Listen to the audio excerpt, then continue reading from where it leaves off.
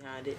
All Days actually started in the summer of 1998, and I was inspired to do it based on I used to throw parties in the DC area, and of course my parties like every 90 days to 120 days, and I was getting large followers, so I wanted to find a way to, you know, get some income on a more steady basis. And me being a big guy, a lot of people was attracted to my style and, you know, the little flair I got. So, you know, they always ask me about my clothes. So I say, well, maybe I can attract the big guys and turn to the urban wear. And of course, Madness always was a inspiration for me also, you know what I'm saying? You know, back in my brain, but I wasn't never really focusing on clothes. I was doing the party stuff. So that, you know, so Madness is part of that also. Where did the All Days name come from? Where it actually came from, you know, when we was young, when we used to be, you know, in the streets living a whole nother life, our little sayings that we always said, we're going to grind all day, 24/7, we ain't going to never stop. So I kind of got the concept from there, and I just kind of put a twist to it with the fashion, like saying, that's why you notice that it ends with Z and begins with A, that it's the beginning and end of all fashion. You can wear clothes for all occasions, different, for whatever thing, you know, whatever you're into. Yeah. Okay. And speaking of like wearing clothes and different fashion, you remember when New Balance made that big hit in DC? I mean, New Balance, as far as I can remember back to when I was a youngster, like 11, 12, I mean, New Balance was like, it was our dress code. You know what I'm saying? 990, whatever they was at the time, what, 991s, whatever they were, 1300s, you know what I'm saying? That was just, I seen the older dudes doing it. Really, that's what got my eye to it, because the older guys was doing it in front of me, so that's what got my eye to it. So it always been a dress code for DC. Always been. With this shop, I know that, I mean, especially with the sweat hoodies, like, it was just a popular shoe to put it together. Right. But going back to your come up, I mean, do you remember selling your first shirt? Yeah, I sold my first shirt on the hill next to the store. I used to have when I was getting the store actually renovated, I put a table out there. So I started the process of actually branding it and selling it like up to 90 days before the store actually was open. Wow. Yeah. Do you talk about like? Hello. Let's talk about the style, like, you know, with New Balance, and you see a lot of comparisons and collaboration. Why you think so? Like I say, back like in our time, New Balance, like DC style always been, before hip hop kind of hit the new generation, it always been kind of like, I ain't gonna say bland, but more chill. Like we like the blacks and grays. So with the New Balance being the grays like that, it kind of went with everything we was doing, because we always been into designers, but we wasn't to the loud colors of design. Just the name and whatever, you know, like black Versace shirts or black Hugo Balls or Giorgio Armani, whatever, and then even with the sweat. So New Balance kind of went in, you know, concerns with that, but also. Did like with some of the designs, cause I know, like, I mean, you couldn't. Can I pass by? Yeah, good. Do you think that back in the day some of your designs were inspired by New Balance, like the gray suits? Or yeah, that's basically New Balance inspired everybody who had a clothing line in the city. Design the New Balance, the gray New Balance. You know what I'm saying? And, you know, some of the black Timberlands. I know that's not the topic, but you know what I'm saying. But definitely the gray New Balance inspired the black and gray because it was an easy fix. It was an easy fix, yeah. How do you like wearing them?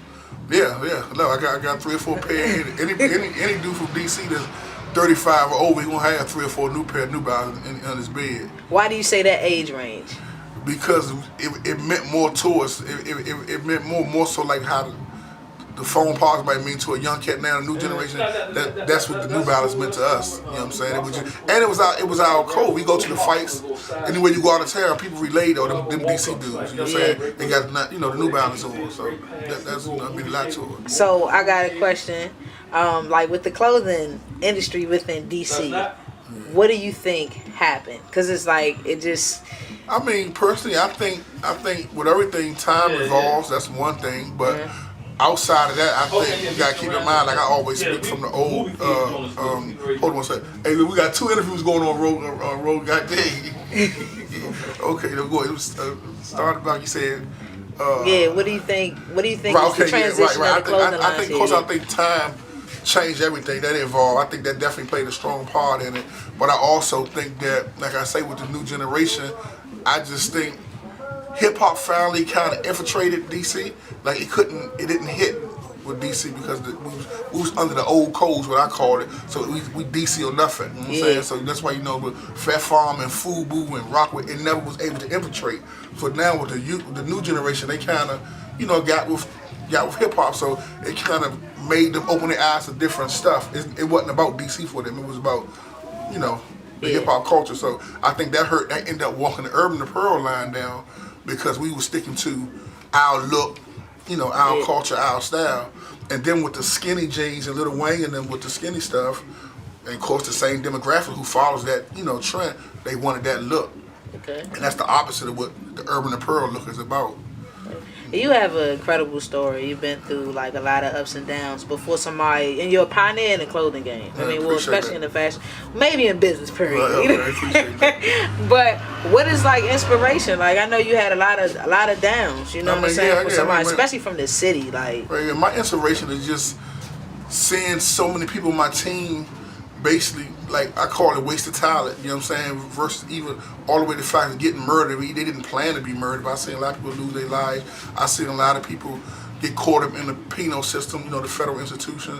So I mean, my inspiration was always to try to be a winner. Like I'm not saying them guys was losers, but I wanted to do another path. Yeah. And then when I was living another life, I already had a lot of leadership qualities and business savvy there. I just never had the school training to apply it. To make it make sense in the corporate world. But I always was a businessman at heart, even as a young kid. So, I just had to try to focus my energy in a positive way with it. Yeah, and we know you being a pioneer, you probably have certain connections and you get a certain amount of respect. But for the new guy, if you talk to them in the DMV, they might be like, oh, it's a lot of politics. Right. What is your advice of making it in the DMV? Like, how can you make it as a business owner, as an artist? You gotta be hungry, whether you rapping, selling T-shirts, pumping gas. You just gotta be hungry.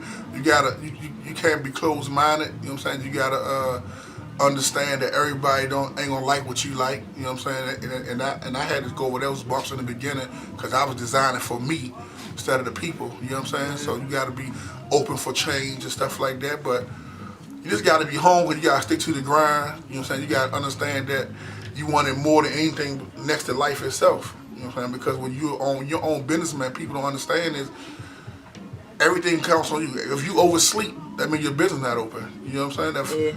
If you get sick, that means if you ain't got nowhere, you're not making no money. So it ain't like at work, you call in sick, somebody replace you. You know what I'm saying? So people got to understand it's going to be a lot of walls you hit. You just got to keep getting up and walking through them. All right, well, yeah, that's it for me. That was good.